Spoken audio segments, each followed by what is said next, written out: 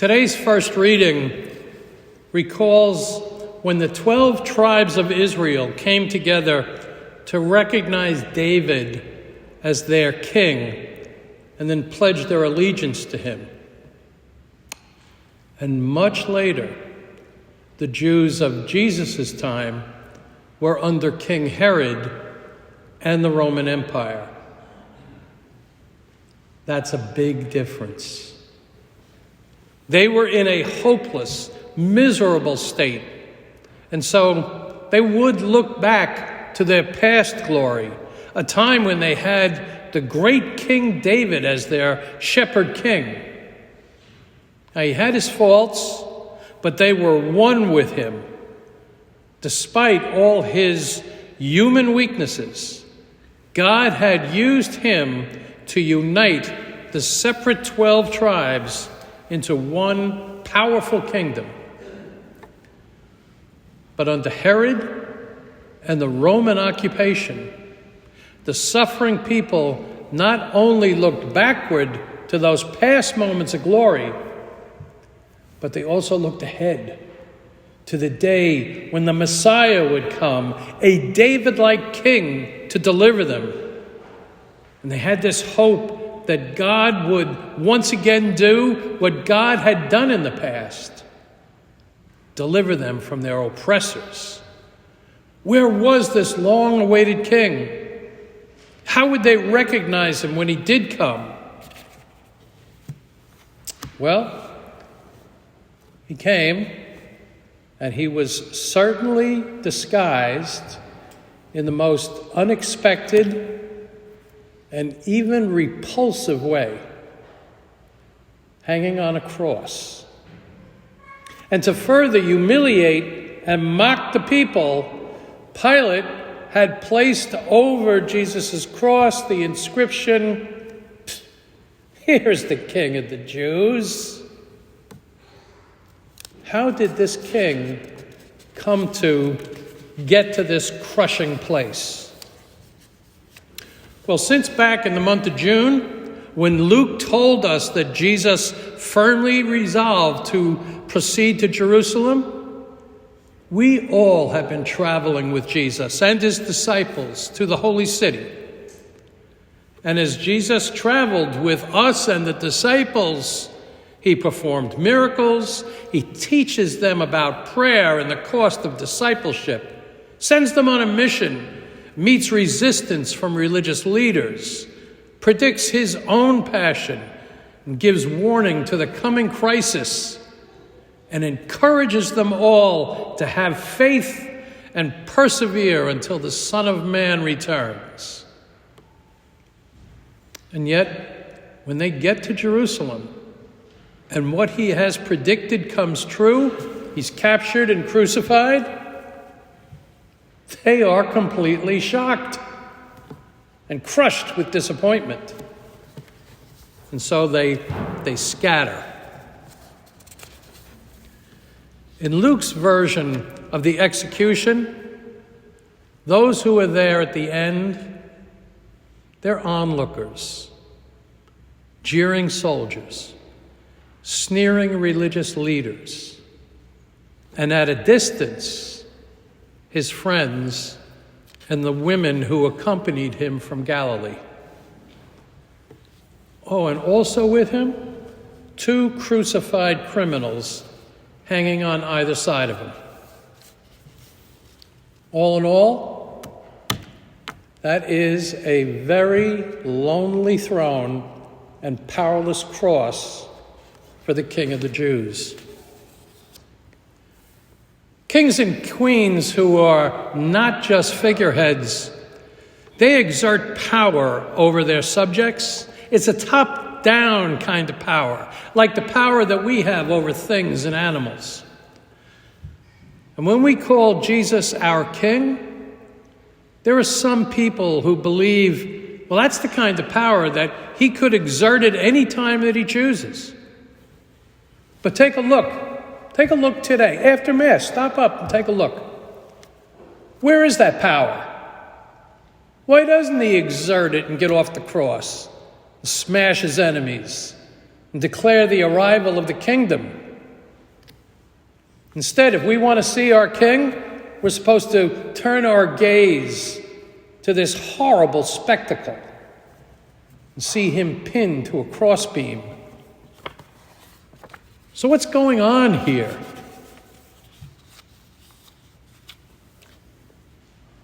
Jesus, the King, is showing us another kind of power that comes from the cross. St. Paul tells us that Jesus emptied himself. He put aside divine choices and power to humble himself and become human, and even accepting a lowly death on the cross. Jesus' power is not exerted by force, but instead by inviting us to become one with him.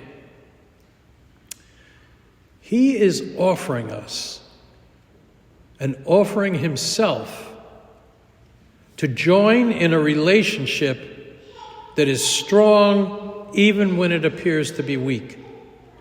We all get to share in his power.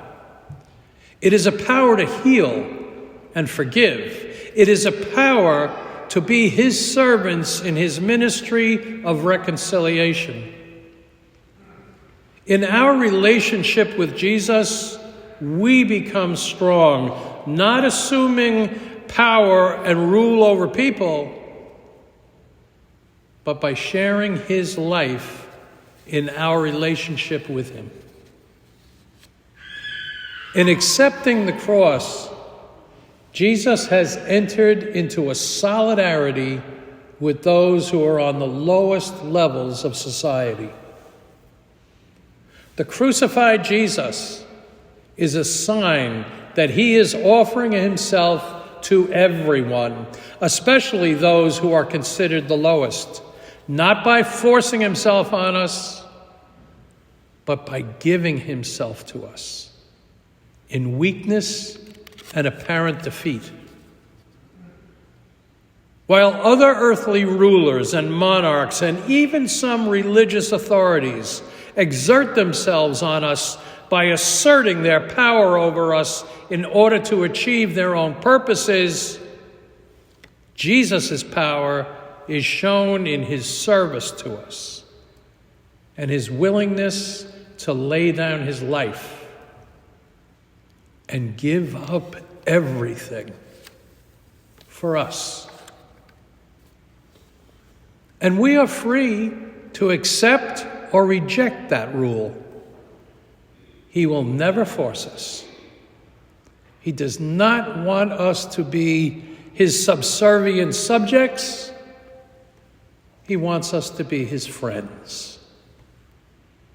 We who have accepted his reign live as brothers and sisters in this kingdom, and a kingdom that is already present right now in this world. And this world tempts us daily to choose the rule of other powers and principles, greed and violence, indifference, cruelty, aggression. As a result, accepting Jesus' rule is not a one-time act, but it needs to be renewed each and every day by the deliberate choices that we make. Being members of the reign of God under Jesus' kingship, that can be so discouraging at times. So much of his reign is incomplete or fragmentary in this world. A quick glance at the headlines will tell all of you what I'm saying is absolutely right. But it is our job as baptized Christians to make Jesus' peaceable kingdom a reality in this life. That's our job, folks. Not only in our surrounding world and in our community, but also inside every single one of us. And so we live in hope And we return every single week to receive the nourishment that we need. The Word of God and the food of Jesus to live in the reign of God, not just as loyal servants, but as brothers and sisters of our King, Jesus.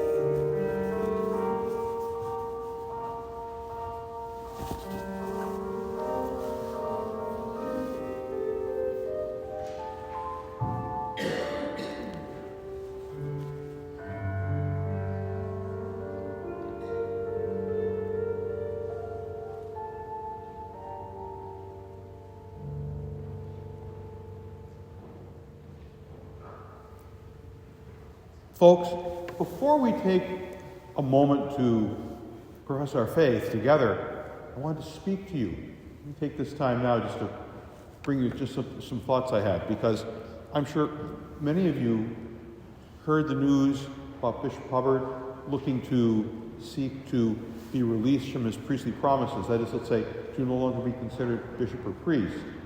And I heard that news on Friday night, and many of you did too at that time. And I was just so caught by that, I didn't know what to think. I needed some time to think about things, and I still need some time to think things through. But a few things have happened that I want that kind of helped me to come to a few things. I wanted to share some of my feelings with you about this. I wanted to mention that people have said to me in the last couple of days when I've been around town, people have asked me what I thought about this. People have, I said I need more time to think about this. People have said, Father, I think maybe that he's doing this because he thinks it might help him with some of these civil court matters that are being brought against him. Or it might help him or hurt him in different ways about these things. And like there's a calculation going on as to how this might work out, how this might impact things. I don't think that's the case at all. I don't think there's a legal calculus in this at all. I had the chance to read Bishop Hubbard's statement. It was like a letter, and maybe some of you have seen that too. If you haven't, and maybe you were looking at the news article in the Times Union Online, if you were to go back to that Times Union Online article, you can click on that, and they have a copy of Bishop Hubbard's statement on there.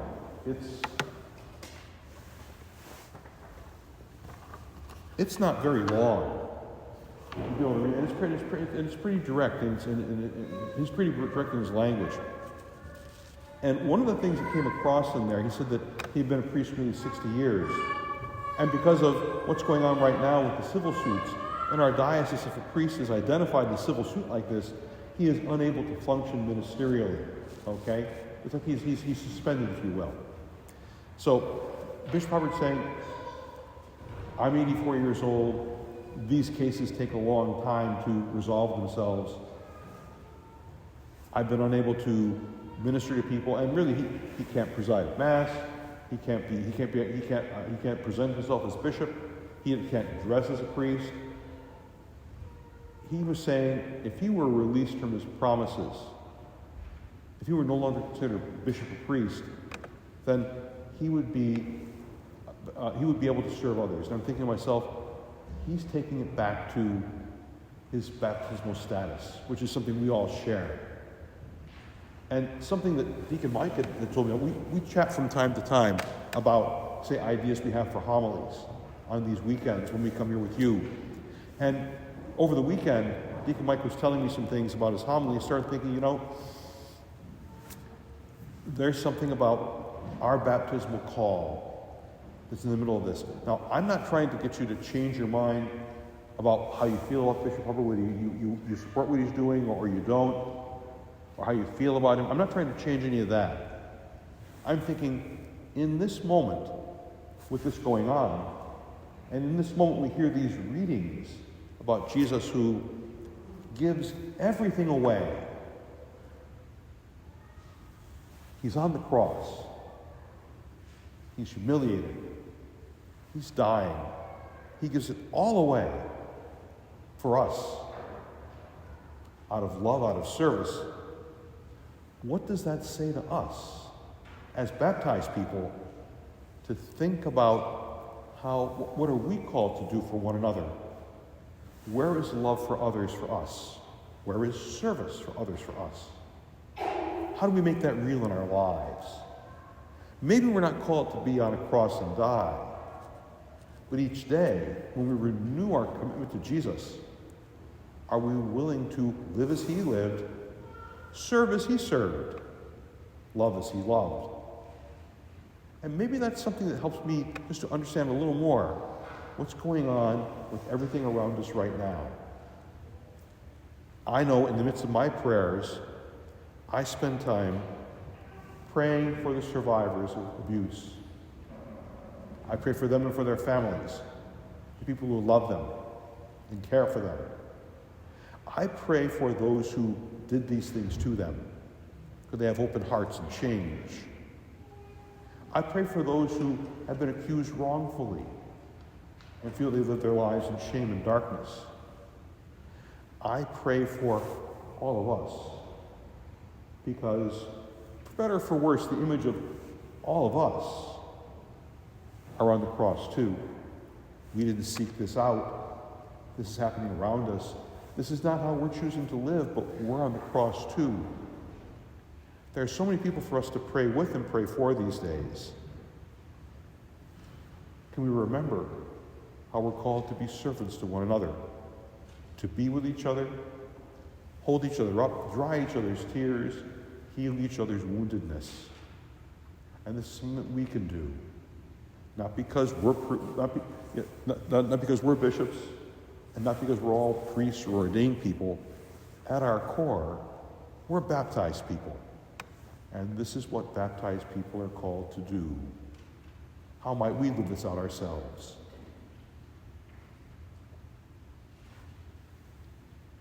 Let's take a moment now to profess our faith.